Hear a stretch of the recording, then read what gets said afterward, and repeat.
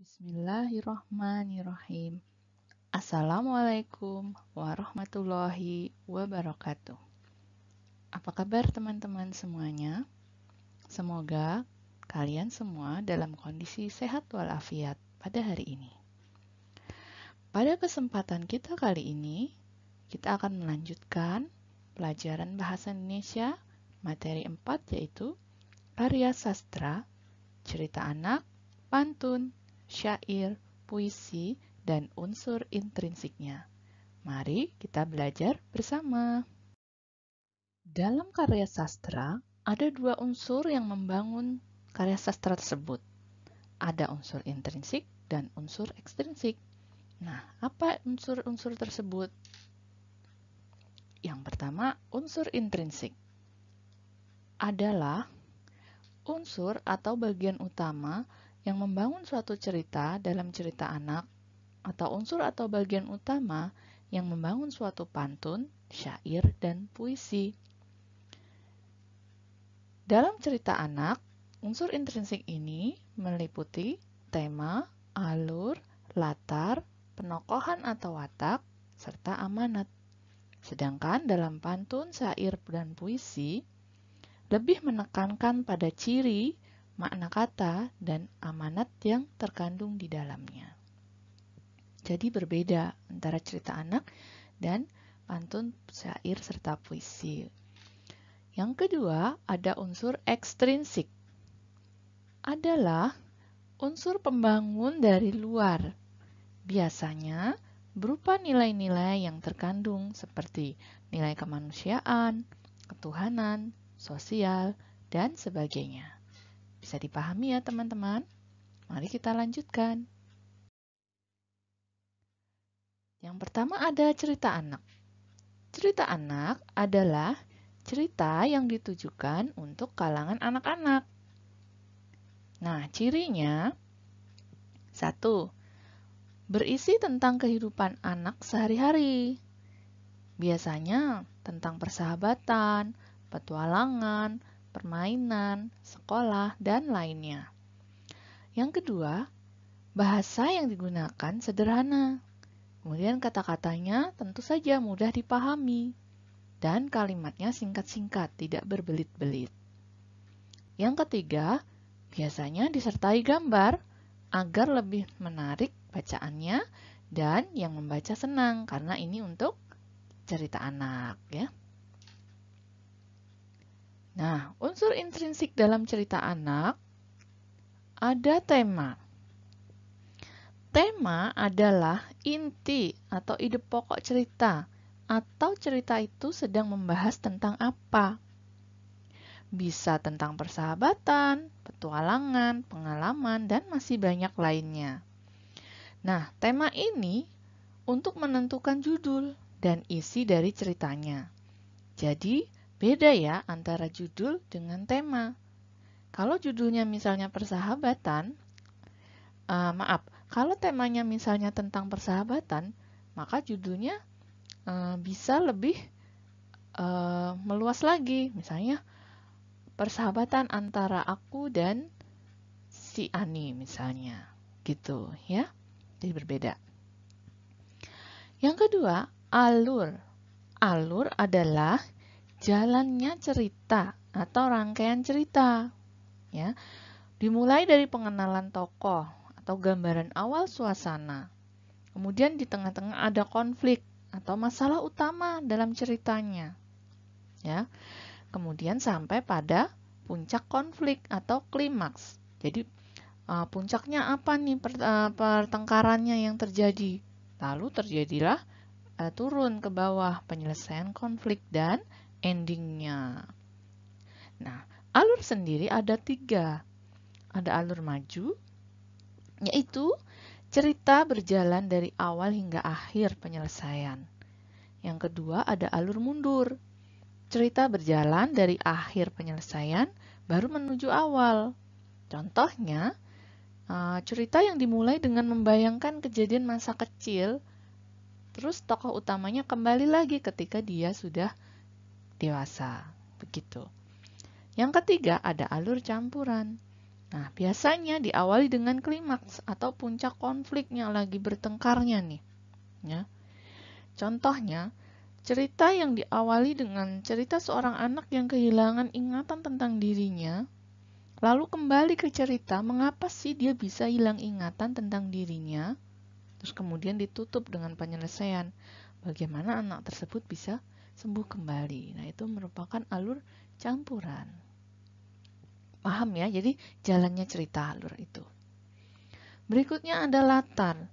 Latar adalah tempat dan waktu terjadinya peristiwa dalam cerita. Misalnya bisa di sekolah, di pasar, suatu pagi hari, di rumah, di taman, dan sebagainya. Itu adalah latar. Berikutnya ada penokohan atau watak. Ada karakter tokoh dalam cerita atau bagaimana cara penulis atau pengarang itu menggambarkan dan mengembangkan karakter atau watak dalam tokoh ceritanya. Misalnya ada yang berwatak jahat, ada yang baik. Tokoh dalam cerita anak bisa juga berupa tokohnya itu binatang atau bisa kita kenal dengan cerita fabel. Ya. Kemudian yang terakhir ada amanat atau pesan yang hendak disampaikan. Oleh siapa? Ya penulis kepada pembaca. Nah, dalam cerita anak biasanya nih sering ditemukan pada bagian akhir. Misalnya ada hikmah ceritanya ya. Gitu, bisa dipahami ya teman-temanku. Nah, untuk lebih jelasnya, teman-teman silahkan membaca cerita anak yang berjudul Jerapah yang Sombong pada modul halaman 18 sampai 19. Nah, Ibu tidak perlu membacakan di sini ya. Teman-teman bisa membaca sendiri. Nah, di situ kita bisa belajar bagaimana unsur intrinsik dalam cerita Jerapah yang Sombong. Nah, di situ diperoleh tema. Tema itu apa yang mau diceritakan secara keseluruhan, yaitu tentang penyesalan. Dan alur yang dipakai adalah maju. Dari awal dikenalin, konflik, dan penyelesaian. Nah, penokohan, di situ ada tokoh utamanya yaitu jerapah. Sifatnya bagaimana? Karakternya bagaimana? Jerapah adalah sosok yang sombong, angkuh, pemarah. Kemudian ada tokoh bawahan atau pembantu atau pendukung, ya, yang dia itu nggak sering muncul tapi mendukung dari tokoh utama tersebut. Ya, ada si kura-kura, di situ ada baik hati karakternya, pemaaf dan lemah lembut. Kemudian ada burung kecil, lemah sifatnya ya. Ada nenek jerapah, penyayang, lemah lembut. Nah, kemudian latar atau tempatnya di mana? Dalam cerita Jerapah yang Sombong, itu tempatnya ada di padang rumput dan waktunya pagi hari. Suasananya menegangkan, menyenangkan ya. Tegang gimana? Ya dari sifat jerapah tadi yang sombong, terus dia akhirnya tersadar gitu kan. Amanatnya apa? Amanat yang disampaikan atau hikmah yang bisa kita dapatkan. Ini bisa kita tulis dengan bahasa kita sendiri ya. Dalam kehidupan sehari-hari, kita tidak boleh sombong karena hal itu akan merugikan orang lain dan diri sendiri. Itu pesan yang disampaikan dalam cerita Jerapah yang Sombong. Nah, teman-teman nanti ada tugas seperti ini ya. Menentukan unsur intrinsik dari sebuah cerita anak. Kita lanjutkan ya. Yang kedua ada pantun. Nah, teman-teman, pantun ini pernah kita pelajari di kelas 5. Mari kita ingat kembali. Pantun berbeda dengan cerita anak, ya, unsur intrinsiknya. Kalau pantun itu tidak ada penokohan, latar, alur, ya. Karena di pantun unsur intrinsiknya hanya meliputi ciri dan amanat yang disampaikan. Kita lihat ciri pantun. Yang pertama, setiap bait terdiri atas 4 baris. Nanti kita lihat lagi ya di pantunnya. Yang kedua, setiap baris terdiri atas 8-12 suku kata. Ketiga, baris pertama dan kedua merupakan sampiran.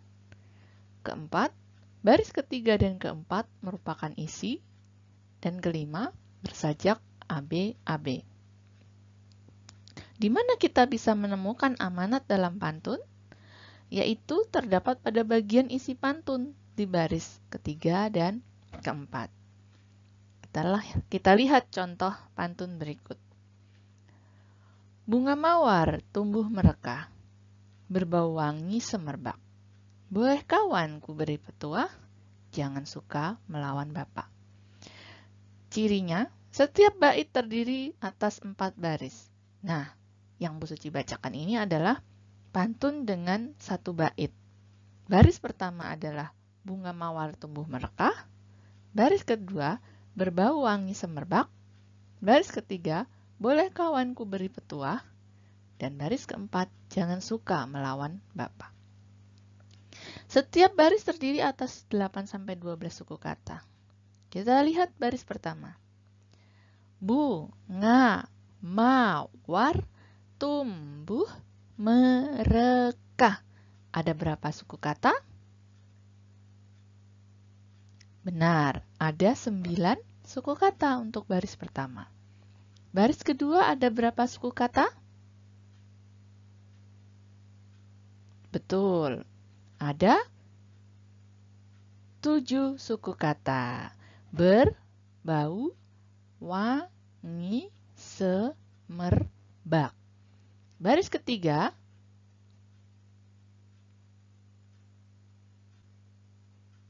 ada 10 suku kata. Betul. Boleh kawan ku beri petuah. Dan baris terakhir ada 9 ya. Jangan suka melawan bapak. Nah, begitu cara menentukan suku kata. Masih ingat kan? Baris pertama dan kedua merupakan sampiran. Yang mana? Baris pertama adalah bunga mawar tumbuh merekah. Baris kedua berbau wangi semerbak. Nah, sampiran ini tidak ada kaitannya dengan isi. Jadi teman-teman bisa pakai sampiran sesuai imajinasi teman-teman. Tetapi tidak keluar dari ciri pantun yang menjadi syaratnya. Ya. Baris ketiga dan keempat merupakan isi. Nah, ini adalah isi, bisa berupa nasihat maupun ada pantun yang berisi pantun jenaka ya, lelucon gitu, dan lain sebagainya ya. Di sini boleh kawan ku beri petuah, jangan suka melawan bapak. Ini adalah nasihat ya, isi. Bersajak AB-AB. Nah, sajak itu apa sih? Bunyi terakhir suku kata ya, bunyinya. Di sini ada merekah. Maka akan sama dengan pada suku kata terakhir baris ketiga ya. Petuah berbunyi ya. Kemudian baris kedua bersajak B. Iya, tidak sama, enggak semuanya ya, harus AB-AB kalau pantun. Ada kata semerbak, bunyi bak, ak gitu kan. Maka baris yang keempat juga harus bersajak B. Yaitu di suku kata bapak ya, ak gitu kan. Itu sajaknya. Sampai sini masih ingat dan bisa dipahami ya. Nah, amanat atau pesannya. Pesan dalam pantun itu adalah nasihat kepada anak agar tidak melawan kepada bapak. Dari mana kita lihat? Tadi dari baris ketiga dan keempat. Boleh kawanku beri petuah, jangan suka melawan bapak. Bisa dipahami ya? Yang ketiga ada syair. Syair ini juga pernah kita pelajari di kelas 5. Sama halnya dengan pantun, bagian unsur intrinsik dari syair yaitu ciri dan ada amanat. Ya. Kita ingat kembali ciri dari syair. Syair ini mirip puisi, tapi dia harus bersyarat. Ya. Yang pertama, terdiri dari 4 baris dalam 1 bait. Yang kedua, bisa terdiri lebih dari 1 bait. Nggak hanya 1 bait kayak pantun tadi ya.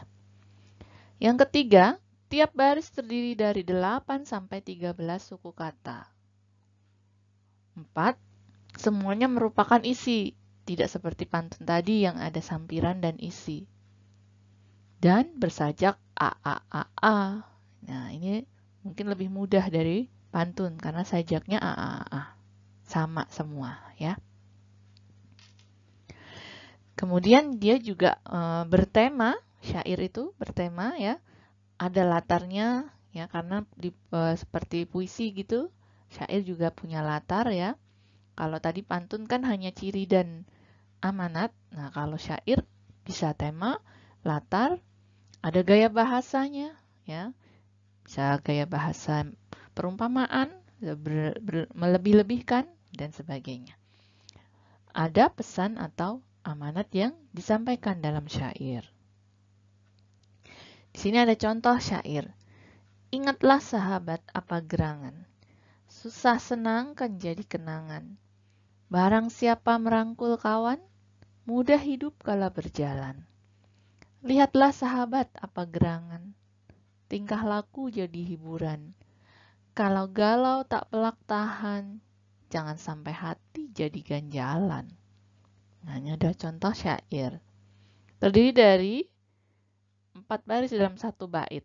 Nih, ingatlah sahabat sampai mudah hidup kala berjalan itu adalah bait pertama.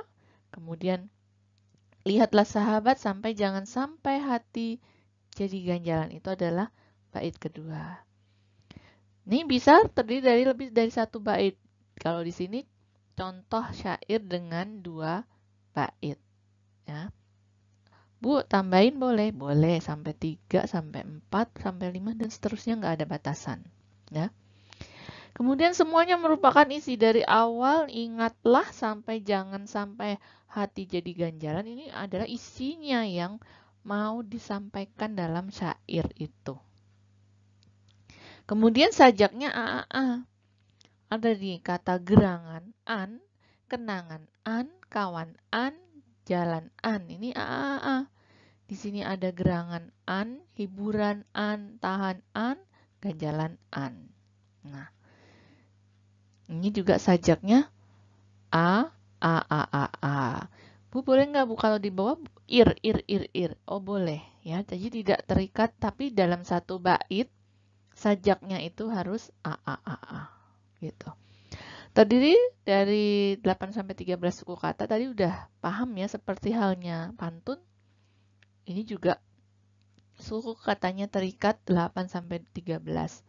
Ingatlah sahabat apa gerangan. Ini ada berapa suku kata? Iya, 11 suku kata ya. Ingatlah sahabat apa gerangan. Ada 11 suku kata. Seperti itu sampai ke bawah cara mencari suku katanya ya. Bisa dipahami ya teman-teman. Nah, temanya apa dari syair itu? Yang tadi contoh Ibu bacakan. Temanya adalah persahabatan. Di situ ngomongin sahabat ya. Kemudian pesan atau amanat. Di situ dari awal sampai akhir bisa dilihat bahwa pesannya adalah bahwa sahabat itu akan selalu dikenang dalam keadaan susah atau senang dan bisa menjadi penghibur. Itu yang bisa kita lihat. Dari mana biasanya amanatnya? Dari awal sampai akhir harus kita lihat ya, tidak seperti pantun tadi berada di baris ketiga dan keempat dalam bait ya, tidak. Itu syair ya teman-teman. Bisa dipahami? Kita lanjut ya. Nah, berikutnya adalah puisi. Puisi itu apa sih? Puisi adalah karangan yang indah, ya, atau mengutamakan keindahan dan kekayaan makna tiap kata. Nah, puisi ini mirip dengan syair, hanya puisi ini tidak terikat pada aturan, ya, seperti baik baris maupun sajaknya, tidak terikat, tidak ada sajak a, tidak barisnya 8 sampai 13. Ini bebas, sesuai ekspresif dari penulisnya, mau seperti apa. Dan Unsur intrinsiknya lebih menekankan pada makna kata. Kan biasanya ada kata-kata kias dalam puisi. Pernah disampaikan di materi sebelumnya ya. Dan amanat.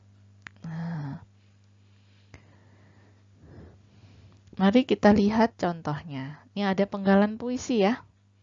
Semangatmu membara, bagaikan api yang berkobar. Kau penerang dalam kegelapan. Kau menyejukkan kami dari kehausan. Nah, dari puisi itu ada kata-kata yang kias dan kita harus tahu maknanya. Untuk apa? Nanti kita bisa pakai arti-arti kata tersebut ketika kita harus memparafrasekan. Apa parafrase? Sebentar, ya. Kita lihat dulu makna kata yang ada. Di sini ada kata penerang. Maksudnya apa? Pemberi ilmu pengetahuan, penerang itu. Kegelapan itu adalah kebodohan, ya. Menyejukkan itu memintarkan, ya. Kehausan ini keinginan untuk mendapatkan ilmu. Nah, baris pertama mengandung perumpamaan sebagai gaya bahasa. Jadi ini mengumpamakan nih baris pertama, semangatmu membara, ya. Mengumpamakan atau mengkiaskan semangat yang luar biasa seperti bara api ketika berkobar, ya, membara tuh, membara baranya, ya. Itu. Nah, ketika sudah tahu, maka kita bisa memparafrasekan puisi. Yaitu apa? Parafrase adalah menceritakan puisi dalam paragraf-paragraf.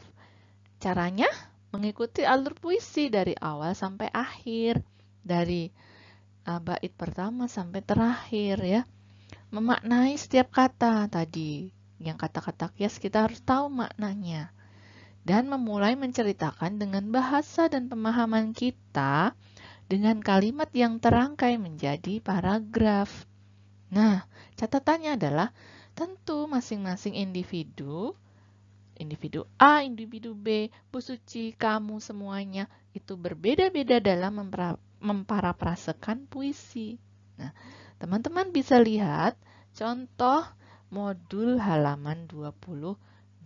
Di situ Ibu sudah mencontohkan bagaimana memparafrasekan puisi ke dalam paragraf, ya. Di situ ada puisi damai. Nah, teman-teman bisa lihat contohnya, ya. Jelas ya? Baik.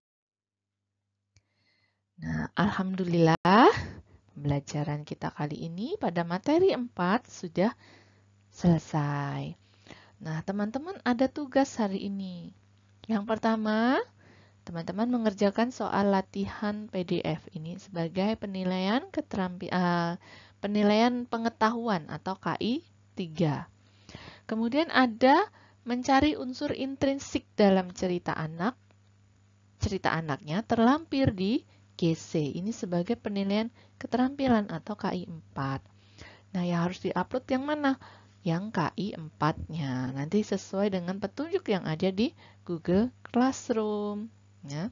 Selamat mengerjakan ya teman-teman. Tetap semangat, sehat selalu. Dan Bu Suci ucapkan terima kasih kepada teman-teman yang sudah mengerjakan tepat waktu.